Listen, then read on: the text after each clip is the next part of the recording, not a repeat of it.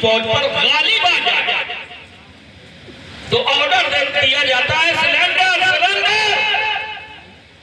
وہ سامنے والی کمزور فوج کرتی کیا ہے؟ سارے ہتھیار زمین،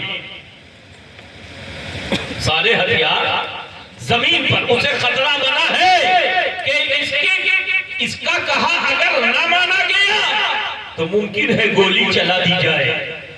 ہتھیار زمین پر اور سرنڈر کرتے وقت ہاتھ اوپر.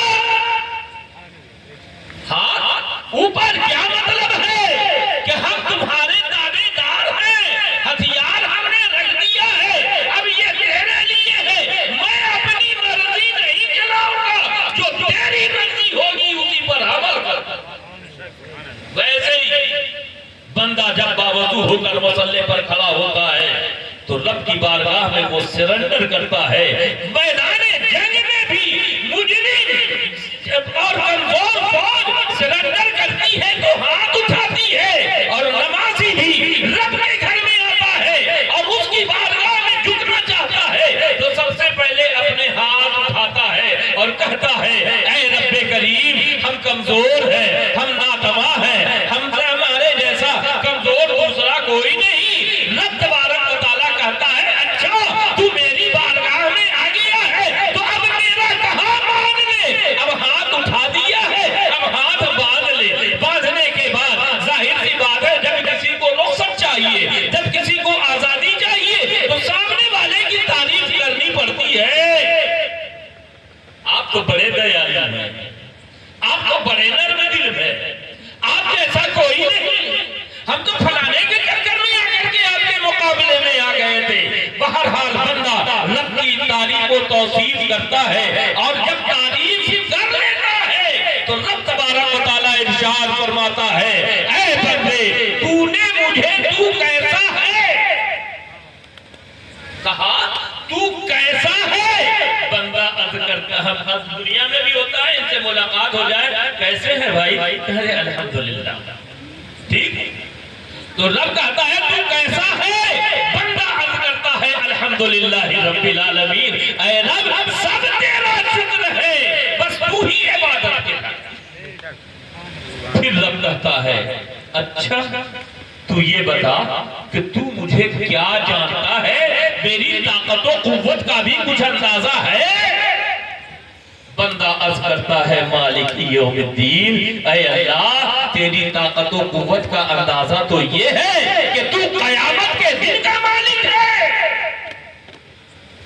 پھر رب کہتا ہے اے بندے یہ بتا کہ تیری اچھا کیا ہے، تیری خواہش کیا ہے. بندہ عرض کرتا ہے اہدنا الصراط المستقیم، اے اللہ تو مجھے سیدھے راستے پر چلا. مالک یوم الدین ایاک نعبد و ایاک نستعین. رب ارشاد فرماتا ہے تو چاہتا کیا ہے؟ کہتا ہے بندہ کہ اے رب میں تیری عبادت کرتا ہوں اور تجھی سے مدد چاہتا ہوں. میں تیری عبادت کرتا ہوں اور تجھی سے مدد چاہتا ہوں. رب تبارک و تعالیٰ ارشاد فرماتا ہے اور کوئی خواہش ہے؟ بندہ عرض کرتا ہے اہدنا الصراط المستقیم، اے اللہ میری خواہش یہ ہے، میری تمنا یہ ہے کہ اے اللہ میں سیدھے راستے پر چلایا جائے. رب ارشاد فرماتا ہے اے بندے سیدھے لوگوں کو جانتا ہے، آخر وہ سیدھے کون ہیں؟ تو بندہ عرض کرتا ہے اہدنا الصراط المستقیم صراط الذین انعمت علیہم. اے اللہ سیدھے تو وہ لوگ ہیں، سیدھا راستہ وہ ہے جن پر چلنے والوں پر تیرا انعام ہے، جس پر تیرا انعام ہے. رب ارشاد فرماتا ہے اے بندے کیا تجھے معلوم ہے انعام والوں کو جانتا ہے؟ بندہ کرتا ہے اے خداوند قدوس تو نے ہی بتایا ہے، اگر تو نے نہ بتایا ہوتا تو انعام والے کو ہم پہچان نہ پاتے. وہ پہچان کیا کرائی کہ انعام والے، یہاں تو بہت شارٹ ہے نا، انعام والے کے راستوں پر چلا تو انعام والوں کا جاننا ضروری ہے. یہ انعام والے ہیں کون؟ اس آیت کی تفسیر دوسری آیت میں ہے. قرآن ارشاد فرماتا ہے انعم اللہ علیہم من النبیین والصدیقین والشہداء والصالحین، کہ انعام والے نبیین ہیں،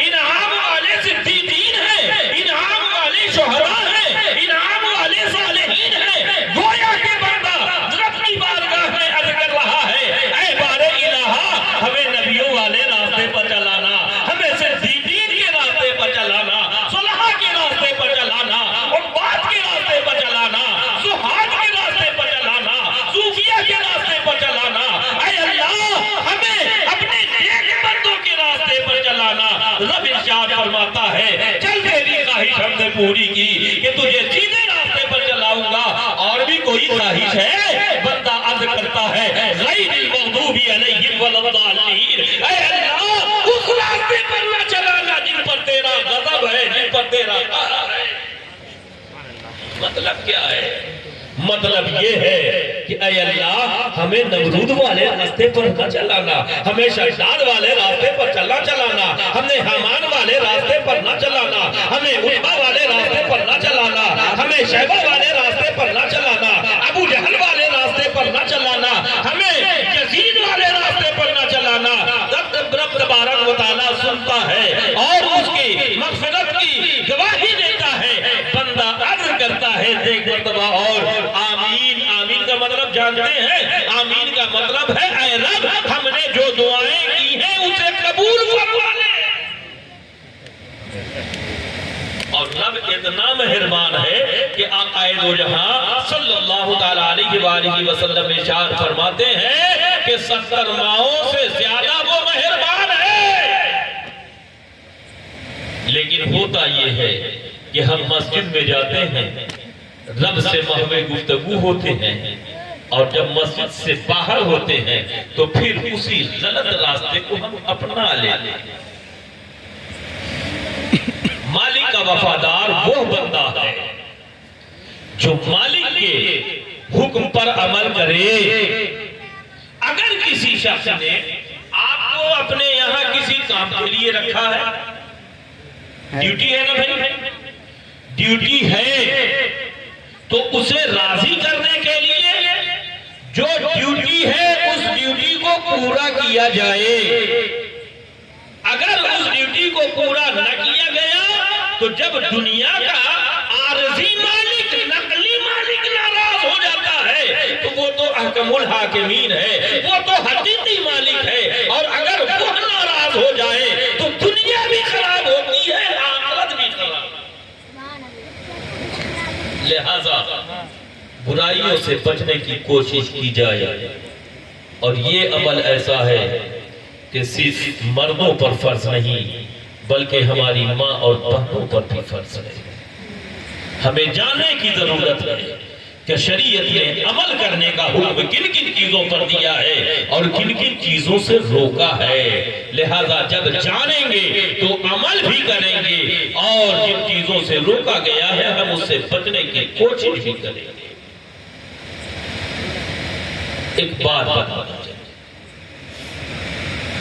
کہ انسان کے اندر غرور، تکبر بہت بری شے ہے، بہت بری چیز ہے، اور یہ ختم کہاں ہوتا ہے میں جانتا ہے؟ یہ ختم ہوتا ہے خانقاہوں میں، یہ ختم ہوتا ہے صوفیہ کی صحبت میں، یہ ختم ہوتا ہے بزرگوں کی صحبت میں اٹھنے بیٹھنے سے۔ آج بہت سارے علماء ملیں گے اس دھرتی پر، لیکن ان ایسے لوگوں کی بھی کمی نہیں ہے جسے اس بات پر فخر ہے کہ میں علم نحو جانتا ہوں، علم صرف جانتا ہوں، منطق ہم نے پڑھی ہے، فلسفہ ہم نے پڑھا ہے، تفسیر ہم نے پڑھی ہے، حدیث ہم نے پڑھی ہے، اور مجھ سے زیادہ جاننے والا اس گاؤں میں کوئی نہیں ہے، یا ہمارے اس گیٹ پر جو بیٹھے ہیں سب سے بڑا میں عالم ہوں۔ اگر کہیں یہ دل میں آیا تو یاد رکھیے کہ یہ تکبر ہے، ایک تکبر کی وجہ سے، ایک غرور کی وجہ سے اللہ تبارک و تعالیٰ نے معلم الملکوت عزازیل کو جنت سے باہر کر دیا تھا، تو جو پہلے ہی آلریڈی جنت سے باہر ہو تو تکبر ہونے کے باوجود کیا اسے انٹری ملے گی؟ نہیں ملے گی۔ ایک بادشاہ گزرا ہے، اس کے یہاں